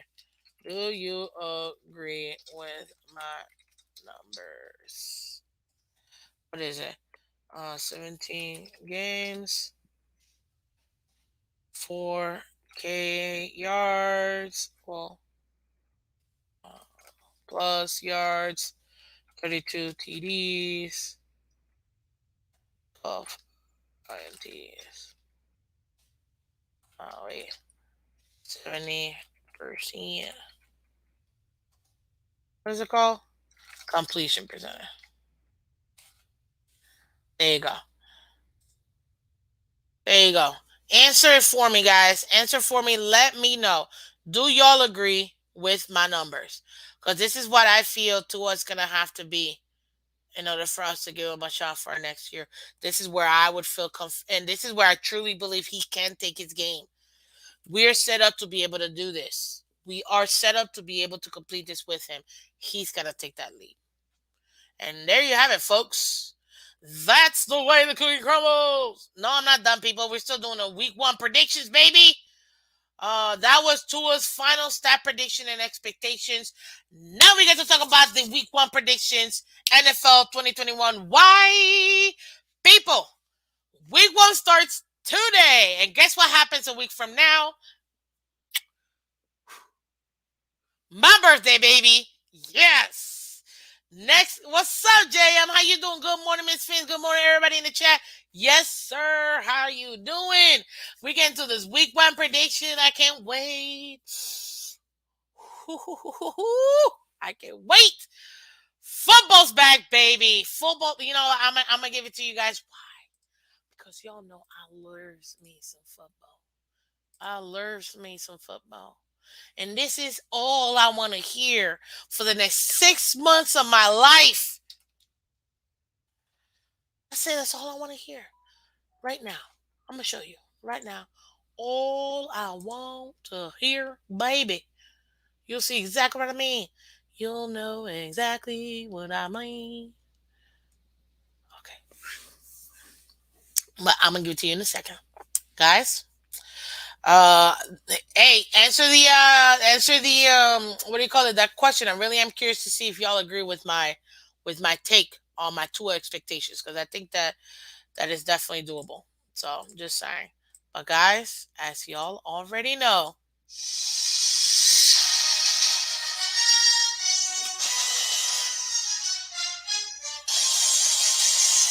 woo! Let's go. God, that's music to my literal ears. Oh, man. Ladies and gentlemen, week 1 prediction. Oh, Lord. Let me tell you something. I can't wait to see some football. Yo, that's from those. That's enough for me for the on those predictions. Okay, fine. Just answer the question. Josh Lugo, how you doing, Miss Phins? Yeah, I know, Josh. How you doing, Josh? Thank you, amen. Get ready to get smoked this year. Just saying that fantasy football, guys. But I'm gonna take this time real quick, guys, because I got y'all in here. Y'all already know. Y'all gotta hit that like button for me, man. Help out Miss Phins. Let everybody know we're live. Hit the like button. Subscribe. You see it right up here. Boom. Like and share, baby. Subscribe. Everybody on Twitter and Twitch, thank you so much for joining Miss Phins. We are getting into this week one prediction, guys. But you can find Miss Phins each and every morning, Monday through Friday, like you have all off season. Who was here for you Monday through Friday? Miss Phins, baby. Yup, you see it right up there. You see it right down here. Monday to Friday, each and every morning. Go ahead and check out Miss Phins. Thank you, thank you, thank you, guys. And also join the Miss Phins 2022 Pick'ems Challenge, baby. Yes, JM, smash that like button, guys. Go ahead and do it, guys. I'm giving away prices all season long, and honestly, I don't even know what to tell you guys. We're gonna have nothing but so much fun. I want all of you guys to join this awesome ride. Why? Because there's gonna be so much fun. And in the Pick'ems Challenge, if you get a perfect week, you're getting Misfits merch. And also, too, guess what? At the end of the year, whoever the winner ends up being, baby, you might get a jersey, you might get some other stuff. I don't know. I haven't decided yet. I'll probably decide maybe next week exactly what it is I'm going to be giving away. But yeah, guys, join the Pick'ems Challenge. Is the very first link in the description. You'll be able to see it. Join it after the show. You'll have that. Guys, we got a 500 subscriber giveaway. We're only 30 people away. 30 people away. We're so close, guys. Let's make it happen. Oh, never mind. I got an extra subscriber. Woo, woo. We're at 471, baby. Let's get 29 more subscribers, guys. Let's make it happen. If we can get it, honestly, I wanted to get it by tomorrow, but hey, it's okay. It happens. You know what I mean? Slowly but surely, Miss Finch will get to that 1,000 subscription. Okay, we will make this happen, guys. We will make it, and when I do, y'all gonna be getting some awesome, awesome, cool stuff, including the 1,000 subscriber giveaway. That's even better. That one might even be a game ticket. Hey, just saying. But let's get into this, guys. Week one. Okay, week one. Look at this, guys. We got the. Oh, what? And hold on, technical difficulties. Give me a second. Do. Can y'all see this? Oh, I can't see it, but y'all can see it. That's weird. Okay. Well, it don't even matter. Guys, go ahead and see it. These are the power rankings right now that we have for the NFL season, baby. Matt Moore had a cannon. Thank you. Thank you, Jeremy. And Jeremy, if you haven't subscribed yet, subscribe to Miss Fans. Okay, we're going to have a lot of fun. That's all I'm saying. That's all I'm saying. But guys, take a look at this week one power rankings. You got the LA Rams at number one. You've got the Bucks at number two, Bills three, Chiefs at four, Packers at five, Bengals at six, Niners at seven. Then the Titans, Eagles, Cowboys, Colts, Ravens, Cardinals, Raiders, Chargers. Can't really see the last one. Let me see. Who the last one? Yeah, I can't really see the last one, but whoever. Oh, Pittsburgh, I think. Yep, that's Pittsburgh. And then we got the Patriots, then we got the Dolphins, Broncos, Saints, Browns, Vikings, Panthers, Commanders, Seahawks, Falcons, Giants, Lions, Jaguars, the Bears, the Jets, and the Texans, guys. That is your week one power ranking from PFT, guys. Listen, let me tell you something real quick, guys. Okay. This is going to be very, very interesting this week as far as the teams and as far as who is going to be playing. Oh my God. Oh my God, this NFL schedule, it just makes me so happy. It literally just makes me so happy. I'm like geeking out right now because y'all already know how much I would not be doing this. And ladies and gentlemen, the 2022 NFL football starts tonight with Thursday Night Football on NBC. Thank you very much at 8:20 p.m., guys, Eastern Standard Time. Let's go. It's going to be the Buffalo Bills versus the LA Rams, ladies and gentlemen. The Super Bowl winning, Aaron Donald leading, Matt Stafford throwing, Cooper Cup Offensive Player of the Year winning Los Angeles Rams. Thank you very much, ladies and gentlemen. Woo! Let's get it happen. I gotta give it one more time for y'all because I don't think y'all are here with me right now. You gotta hear this.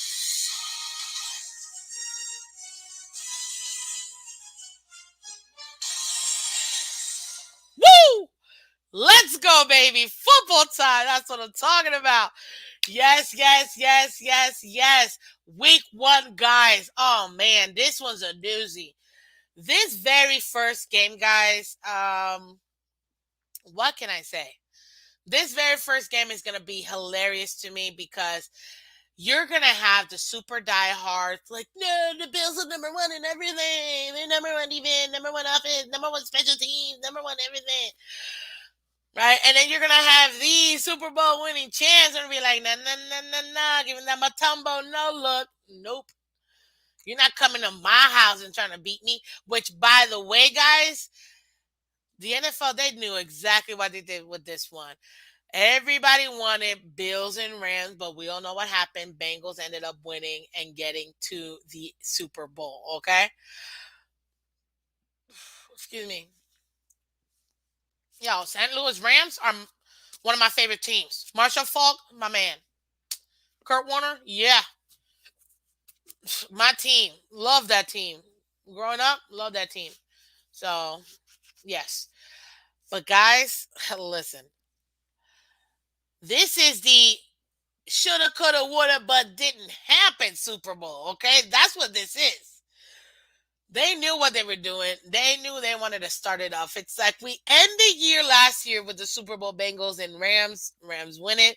And we start this new season with Bills and Rams. Hilariously speaking, Bengals and Bills, they're both B names.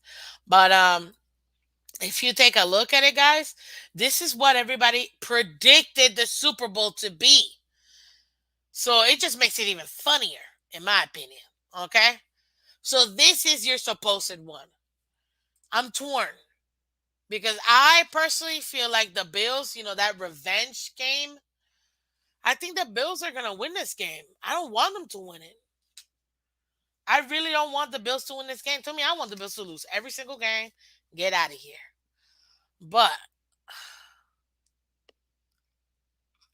I really do think the Bills are winning this game. I have the Bills winning this game, guys. I know it hurts. It hurts hearing it. I don't like it either, people. But this is what I see. This is exactly what I see, guys. This is exactly what I see. And because of that, for me, I actually picked, yes, I said it, I picked the Bills to come in there and actually challenge the Super Bowl winner. Now, if I lose, hey, I get it.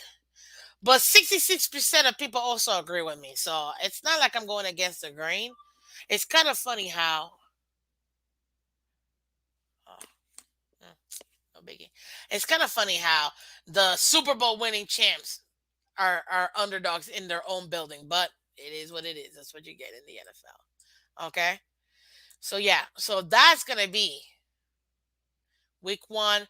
I'm picking the Bills. Honestly, I just feel like this is gonna be their one hurrah because they're not winning the Super Bowl this year. The Miami Dolphins are, and because of that, there you go, Bills. Congratulations. I think you're winning this one Super Bowl, and that's it. Okay. Yes, I had the um I had the Bills winning that very first week. Okay. Now, then we got game 2, people. We got the New Orleans. What am I talking about? New Orleans versus Atlanta at Atlanta, 1 o'clock on Fox, guys. As far as my pick'ems for that particular one, I took the Saints like most people did. To be honest with you, I feel like that's A no brainer. I believe more in Jameson than I do. I don't even know who the QB is. The only real player they got over there is Kyle Pitts, and I'm sure now he's wishing he was in the Miami Dolphins. That's all I'm saying. But anyways, yeah, they don't got nobody over there. I don't even know who the QB is, if I'm gonna be honest with you. So if y'all know who the QB is, yeah, you got the Rams by 7 apps for real? Really? Hey man, I mean I don't knock it, but okay, I get the Rams by 7. Oh, interesting, interesting. Okay, okay, I see that. I see that. That works too. Uh, Yes, you have yourself a great football night. Thank you, Ebbs. I really do appreciate it. Um, let's see here. Then we got the San Fran versus Chicago, guys. San Fran versus Chicago. Really? Do I really need to say this one? Come on, man. I got San Fran. It's not even a given. 92% of human beings, at least on ESPN, they agree with me too, man. It's going to be San Fran. They, even though it's gonna be the battle of the rookie QBs, and yes, I say rookie because even Justin Fields, it'll be his second year, but he's still young in his career. Trey Lance, it's gonna be his first year starting. Congratulations! Apparently, he's getting annoyed because Jimmy Garoppolo is back. Too bad, man. He's back. Deal with it. Like, be a big boy. You got drafted in the third round, which you shouldn't. You got drafted what, third overall, which in my opinion was reaching, but whatever. That's their problem, not mine. So, yes, there you have it. I'm picking San Fran, people. Just saying. Then we got the Pittsburgh Steelers versus the Cincinnati Bengals, ladies and gentlemen. Okay, in Cincinnati, 1 o'clock on CBS. Who do I got? Look, let's be real. This is going to be Pittsburgh all day, every day to lose, people. Yes, I'm sorry, bro. I have a brother who's actually a diehard Steelers fan. He's also a Dolphins fan, but he's a Steelers fan. And oh man, uh, obviously this is gonna be Mitch Trubisky's team. At least that's what Week 1 said as far as their depth chart. But I'm sorry, Mitch. This is just not the game for you to start winning. Now, could this one could be an upset? I'm just saying. This could be one of those upset games that people are not thinking. Everybody's betting on the Bengals. Overall, the Bengals got better. They got better O line, which you already know was absolutely trash. And they got almost got this man killed. They did, and they almost got him killed again. Almost to be fair, they lost the Super Bowl because of the line, in my opinion. But it is what it is. This could be one of those trap games for the Bengals right off the bat. You never know. It's one of those games you gotta watch out for, which I'm hoping I can catch because to me, it's gonna be very interesting to see this game. It's gonna be a fun game to watch, in my opinion. But yes, that's gonna be Sunday at 1 o'clock. Also, keep in mind, guys, this is 9/11, so it's gonna be very emotional everywhere. Let's be real. Then we got the Philadelphia Eagles versus the Detroit Lions, guys. We've all seen Hard Knocks. That was very interesting. Um, yeah, it's gonna be 1 o'clock on Fox. I think let's go Rams. Oh, you got the cutest little ram in there, man. Yeah, let's go Rams. It could be. Pamela, you say I think the Bengals will come to play. I don't think that the Steelers have enough on either side of the ball, and the Bengals coming out of the gate Week 1 probably not going to be a trap. So it's true, Pamela. I think you're right. I think you're right. I picked the Bengals to win, but I think that any given Sunday, you always got to go back to that. It's got to be any given Sunday. You know what I mean? Now between Eagles and the Lions, Jared Goff versus Jalen Hurts. Jalen Hurts, dual threat. Got a couple of good pieces over here over their off season. So did the Detroit Lions. And let's be real, everybody's sleeping on the Lions. Lions are actually a pretty good team. They just got stuck on the wrong end. If you were to compare the Jets and the Lions, they both have really good squads. Difference, their QB. Their QB has already made it to the Super Bowl. QB has already played consistently at a high level. He's getting his second chance, and I think the Detroit Lions are gonna make some. They're gonna make some moves. this year, in my opinion. They're going to be making some moves. You'll see. They're going to be doing it 6 games with three points or less in their losses. That could have swung any other way, and they could have ended up in, especially in the NFC. They could have ended up in the playoffs. So I'm not knocking the Lions. But yes, I am picking Philadelphia with everybody else because I do feel like they have a lot more stronger firepower, and the fact that Jalen Hurts is dual threat. That's what you want to see. That's the new NFL. Also injury prone, not him himself, but in that type of game, what happens? Y'all already know the next game we have the New England Patriots traveling to the Miami Dolphins. Wait, let me say that again. The undefeated 1972 50th anniversary celebrating Miami Dolphins. Thank you very much, everybody. Yes, yes, yes. Who am I taking? The Dolphins, people. Look at this channel. You see me, like, look what I'm wearing. It's all about the Dolphins, baby. We're coming in and we're smacking them around. The Patriots don't have an offense coordinator. They don't know what they're doing offensively. It's been nothing but a hot mess this offseason. They spent all their money the offseason prior to, so they couldn't really make any changes this year. And on top of that, let's just say their draft this year was a little strange. Pun intended. You know what I mean? So yeah, I'm taking the Dolphins each and every day. Please, like, it's not even a question, and not just because I'm a fan. Overall, Dolphins have a much better squad.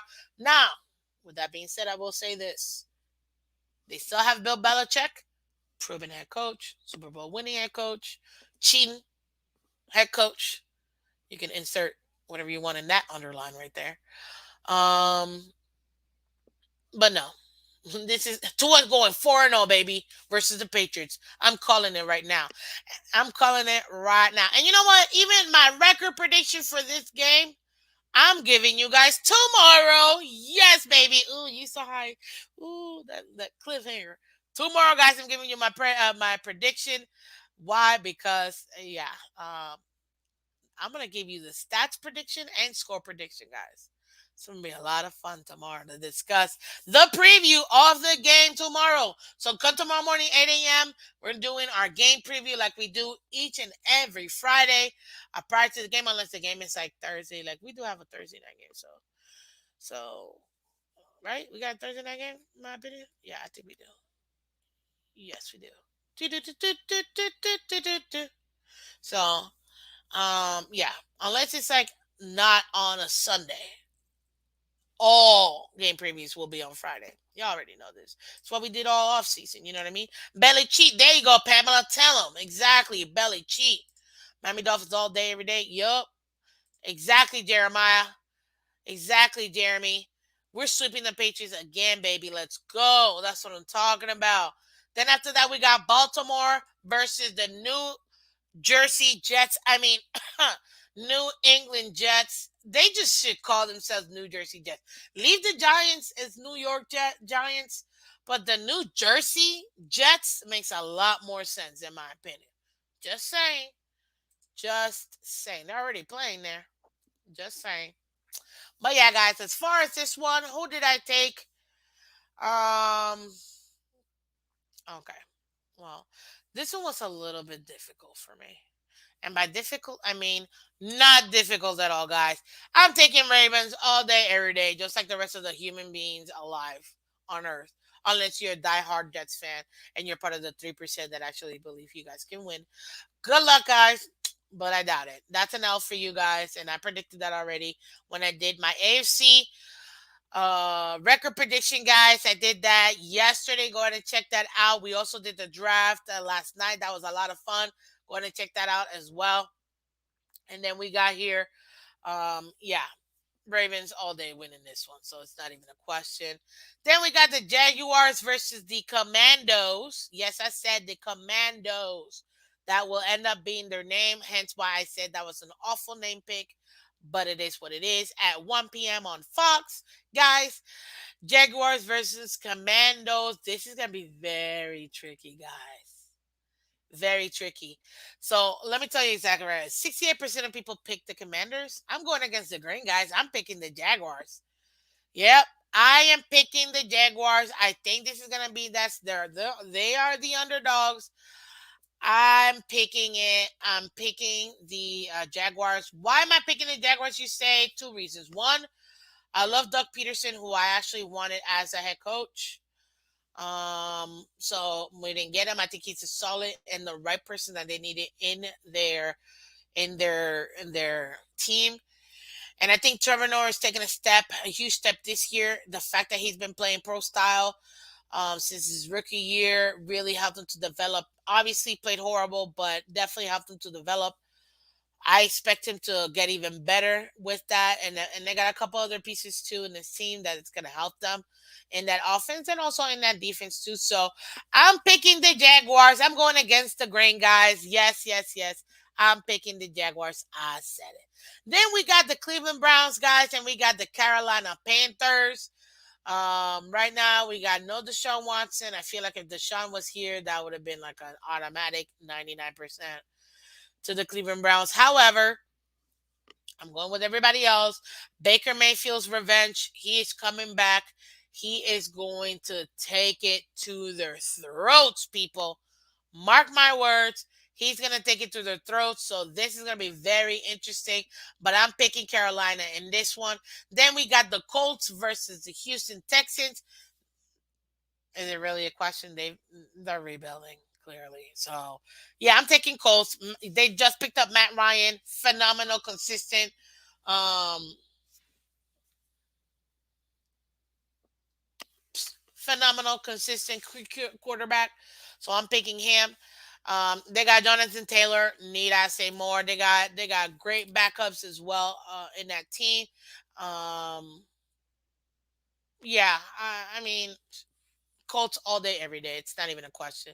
Then we got the New York Giants versus the Tennessee Titans. Derrick Henry is coming back after being injured last year, missing, I think, eight. He missed half the season, essentially. Last year, he's had the whole offseason to recover. He's coming back from that foot injury. I think this is his welcome back, his coming back. He's one of my picks for the comeback player of the year. So I'm picking Tennessee like 95% of people because Derrick Henry is going to run down their throats. I don't believe in their run defense in my opinion. Then we got and that was a 4 o'clock game, guys. That was the first 4 o'clock game, 4:25, if you will. Um, yeah, Baker's gonna be hot for this game. Exactly, Michelle. Baker's gonna be like, "Oh, I'm gonna show you why you shouldn't have let me go." Then we got another 4 o'clock game. Packers versus the Vikings, guys. Packers have absolutely no receivers. I feel they're gonna be run heavy, in my opinion. Minnesota, I love Thielen. I love Case Keenum, in my opinion. Kirk Cousins, my bad. Case Keenum is a backup to the Bills. Kirk Cousins, I absolutely love Kirk Cousins. To me, solid, consistent QB. One of their best QBs that they've ever had. But guess what? Is he gonna get them over the hump? I don't think so. But still solid. Yes, I expect Matt Ryan to go out with a bang. He's been an awesome quarterback, and he's going to help that team a lot. I agree. I think you put Matt Ryan in last year's team, and they definitely make the playoffs. They might even win that first round, in my opinion. So we'll see. But in this case, I'm still gonna pick the Packers. Now, I want everybody to think this: the Packers have started slow in the last 2 years, where everybody panic. Oh my God, is this the end of Aaron Rodgers? Relax, people. Then they go on like a 12-2 run. Like, I don't see why people get that way. So this could be one of those track games for the Packers. Coming out sluggish, you already know. Aaron Rodgers and his off the season, off the field stuff. Whatever, I'm not getting into it.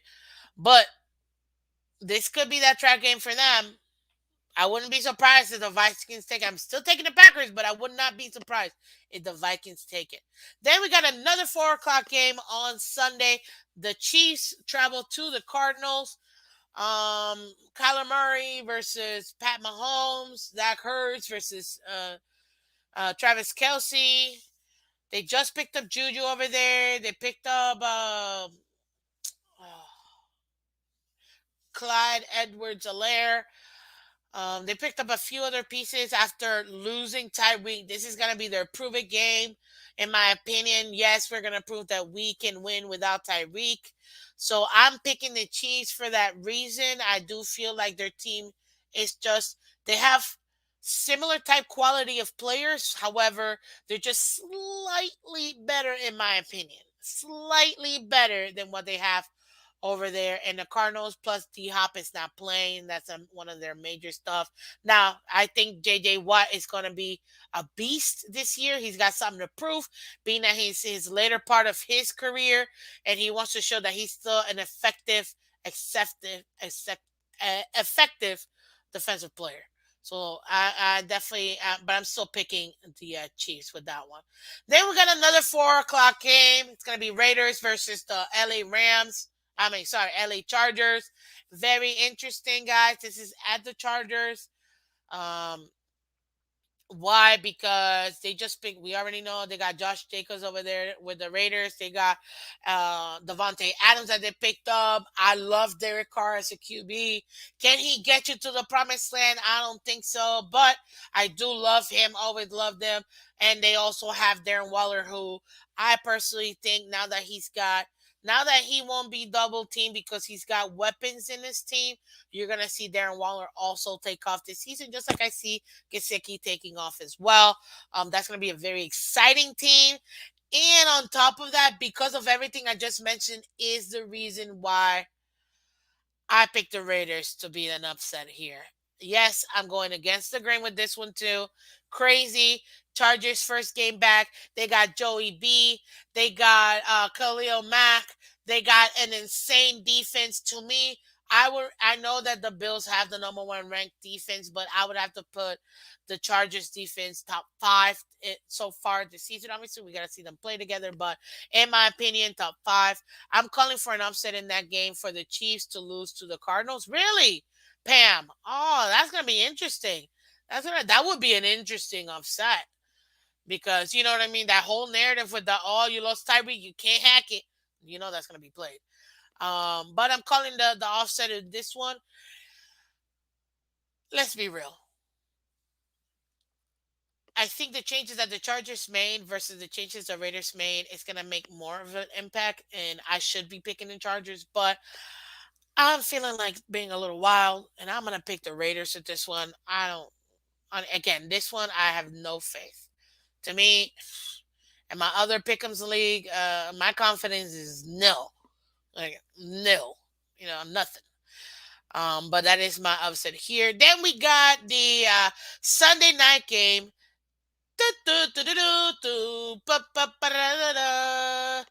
You know, waiting all day for a Sunday night that game. Yup. Tucka, America's game of the week. Whatever. Y'all know what I mean. We got the Tampa Bay Bucks with QB TB12 in TB versus Dallas Cowboys. It's not even a question in my opinion here. Dallas, get your stuff together. That's all I gotta say. I'm picking Tampa Bay. I'm not even gonna get into it, and it shouldn't even be that much. Yeah, they're getting a nail, in my opinion. And then we got our Monday night at 8 p.m. or 8:15 p.m. This is going to be versus the Denver Broncos versus the Seattle Seahawks. Really? Russell's revenge game going back after he got traded? Yeah. I'm taking Russell all day, every day. Jared Judy, which I'm hoping plays. I don't know this off the field stuff, but let's say Miss Phins, I'm calling it now. Before the season starts, I expect Patrick Mahomes to take 1 or 2 steps backwards in the season. Pam, I'm right there with you. I am right there with you, honestly. But as far as the Denver's and Seahawks, the NFL knew exactly what they're doing when they released the schedule, man.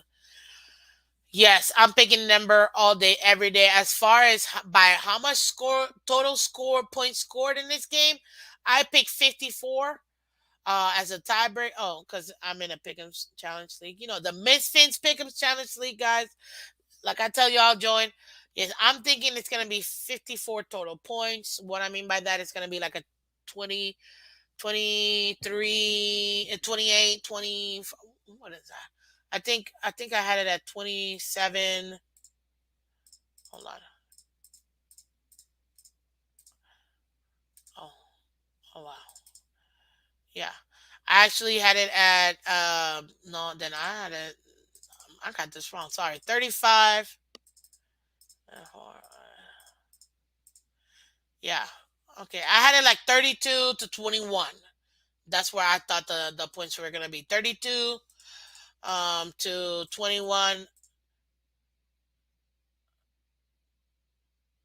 Yeah, that's essentially now I gotta change this because I meant to go 53. There you go.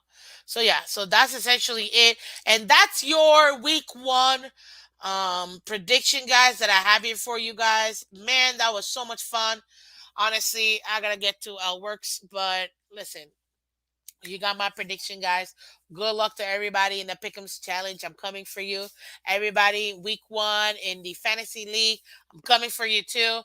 And I'll tell you this, this is going to be a lot of fun this year, guys. And guess what, guys? I got to give it to you one more time, one more time, one more time.